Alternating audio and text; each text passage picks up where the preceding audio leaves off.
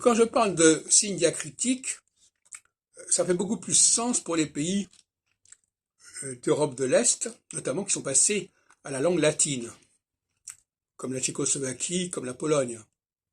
Parce que ils ont des, et même aussi en Scandinavie, ils ont des façons de, avec des O qui barrent, enfin ils ont tout un ensemble de codes concernant l'alphabet que nous ignorons totalement en français.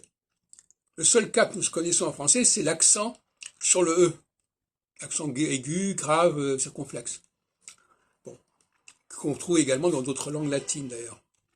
Mais nous n'avons pas l'habitude d'aller comprendre les signes diacritiques. Et ça explique un certain nombre d'erreurs de prononciation, notamment chez les Italiens et chez les Espagnols, qui n'ont pas su conserver le N diphtongué après le O, et qui par conséquent ne prononcent pas la diphtongue. Et même si c'était écrit avec un N, je suis pas sûr que d'ailleurs une diphtongue, parce qu'il y a beaucoup de langues qui ont effectivement des diphtongues sur l'écrit, mais qui ne savent pas les réaliser, donc ils sont plus avancés.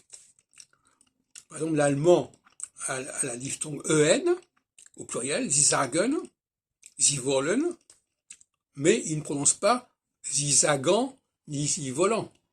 Donc finalement, il y a une trace de diphtongue, l'écrit garde la trace de l'oral à ce niveau-là,